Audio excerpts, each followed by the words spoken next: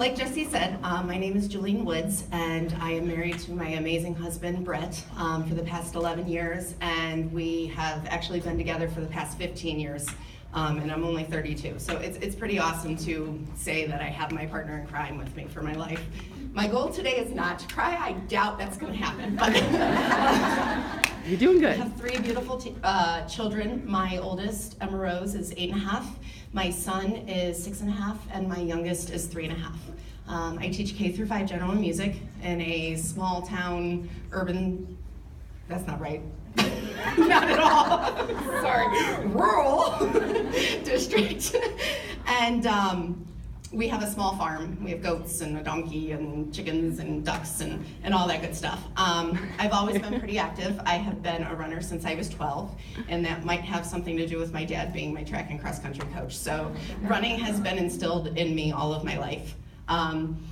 When I went off to college, I had both a music scholarship and a running scholarship. And living the demands of just college alone is a lot, but to hold the standards that you're expected to live up to with scholarships, that's a lot. So for two of them, I was pretty overwhelmed. And I quickly became obsessed with being perfect at everything I was doing, which, you know, my day started at 5 a.m. We had our morning workouts. And then I'd go straight to the practice room, practice till class started at 8, and then go through class till 5, and then study from 6 to 10. That was my college life, and I woke up and did it all over again. So, you know, as Megan said, it kind of became a Groundhog Day kind of thing. And the more I tried, the more obsessed I became with being perfect. And I very clearly remember the day that they did our body fat percentages for the cross country team. And I had noticed that the girls that were running faster than me, they had a lower body fat percentage. So what can I do to improve my time? I can lower my body fat.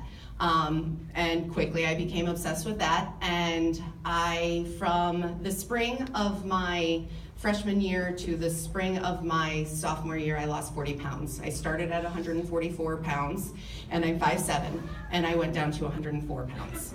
I was taking in about 700, here it comes, sorry.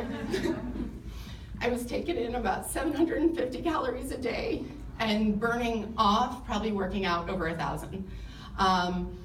So, you know, my doctor started to question things, my fiance was questioning things, my family was questioning things, but I had myself convinced that I was okay because I had control of that, and it was the one thing I could control. When we got engaged and I was looking at our engagement pictures, I realized I had a problem. My eyes were sunk into my head. You could see literally like every bone in my body.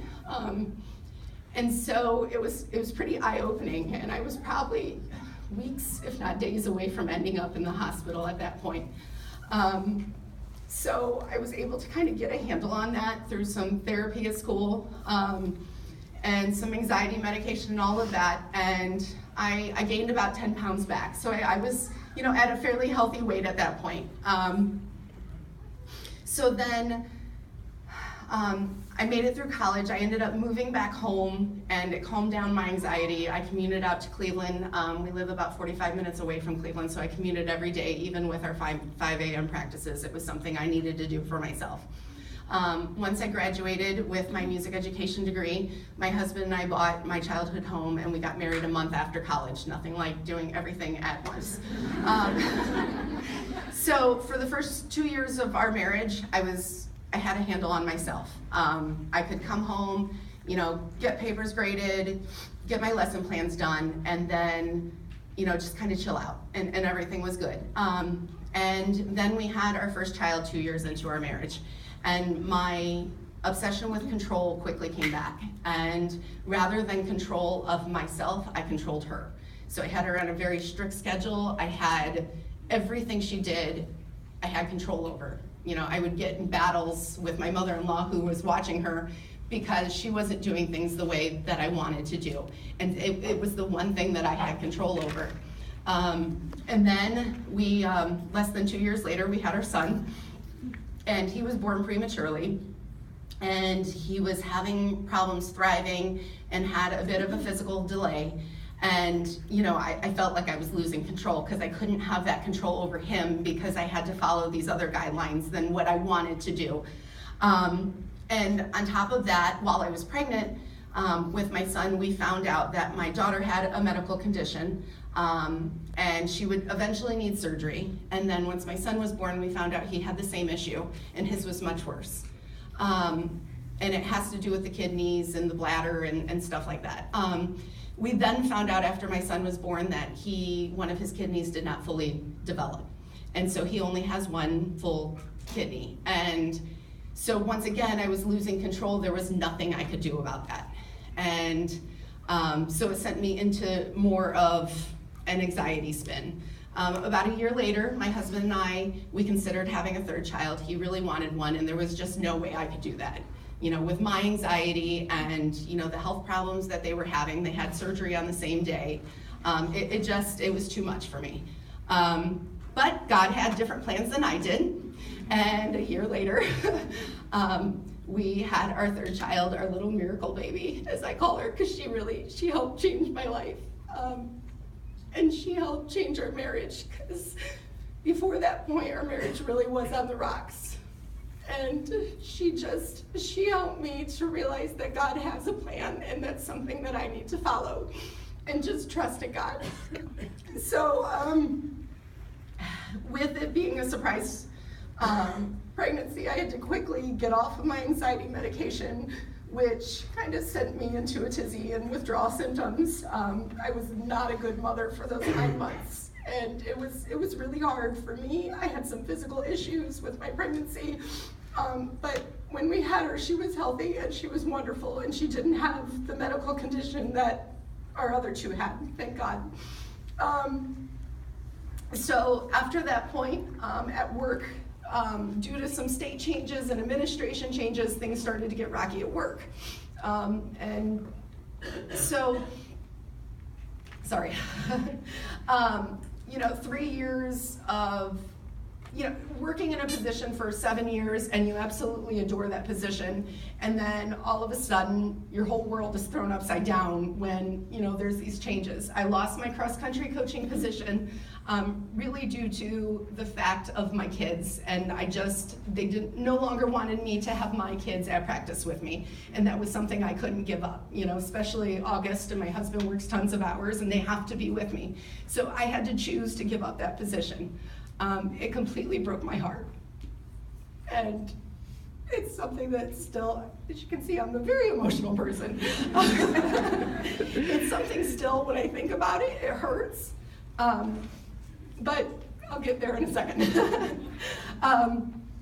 So then in January of 2015, I came across my coach, Lindsayblackmcguire. She lives in the same district that I do. I actually have her daughter now, but she also graduated in that district, and so we had a lot of mutual friends. So I was seeing, you know, some of her posts on Facebook, and I'm like, this is interesting. So I started following her for 2 months without saying a word to her, because after our third, I couldn't get rid of 20 pounds. And, you know, I did the same thing that probably 99% of us who are mothers have done, and I didn't have time to work out. I was taking care of the kids. I don't have time to take care of myself. So I watched her for a few months and finally reached out to her in March of 2015, and it took me another 2 months to sign up. So if you are a new coach, never get discouraged that someone tells you no, because it's coming. They're watching you. I remember it was April 27th that I signed up to start on May 4th, and May 3rd was my last Diet Coke, and I was a Diet Coke-aholic, so I still remember that day very clearly. So I did one round of 21-day fix and lost 7 pounds. I felt incredible. I fell in love with the program. Lindsay presented the coaching opportunity to me, and I'm like, well, hell yeah, why, you know? And when I first signed up, I was thinking, well, I'll just do Shakeology for a month. There's no way I'm gonna pay for this. And then when she, you know, presented the opportunity to me, I'm like, well, the least I can do is get Shakeology paid for. Never had any intention of being an all-in coach. And really, my husband was game with it as long as I didn't become obsessed with it and let it take over my life. Well, a month later, I was obsessed with it. But So, in that point, I absolutely fell in love with coaching, probably within the first week or two of doing it. And by the end of June, my husband had seen what was going on, and he was 250 pounds, 6'4", drinking 6 cans of Mountain Dew a day, and just living very, very unhealthy. And so finally on June 24th, he said, "That's it, I'm joining you in this." Since then, he has lost 58 pounds. He literally looks and feels like he's in high school again. By the end of summer, I had lost a total of 20 pounds. Yes, I was that person who couldn't show my face in the pictures. One, because I'm a teacher and I was scared to death I was gonna get fired. The other, because I really wasn't confident enough in myself to do that at this point. But I lost 20 pounds, I felt incredible. And I went into the school year in August just feeling like a whole new person, a whole new teacher.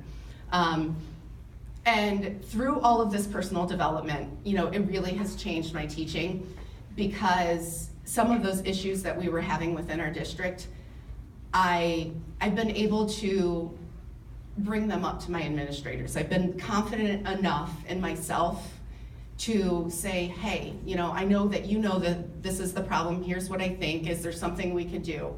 I even sat down with the superintendent about a month ago. So it's definitely brought me confidence. It's definitely brought a different joy and amazement into my family. I've since been able to lower my blood pressure medication and lower my anxiety medication. Do I know if I'll ever get off of them? I don't know. I know that my blood pressure is hereditary. I'm hoping one day to get rid of that. But it has completely changed me.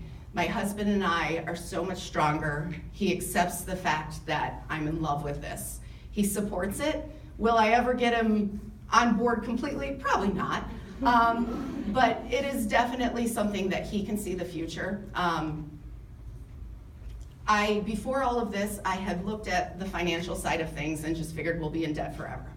We live on a farm, we have a camper, we have nice things. Can we always afford them? No. And so we have a lot of debt.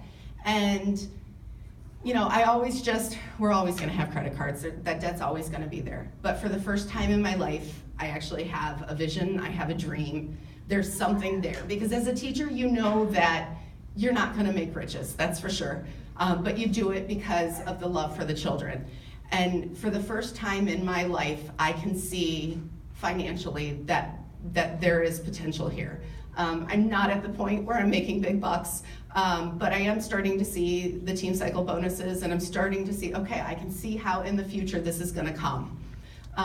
So yes, it is. I wake up at 4 a.m., get in my power hour, work out, go to work, come home, get kids to bed, and work from 9 to 12, yes. Because I am bound and determined to make this happen. And to make it happen, it may not always be easy, but it's something that I know can happen, and I know how far it's brought me in 11 months, and I can't wait to see what the next 1 to 5 years brings. So, thank you.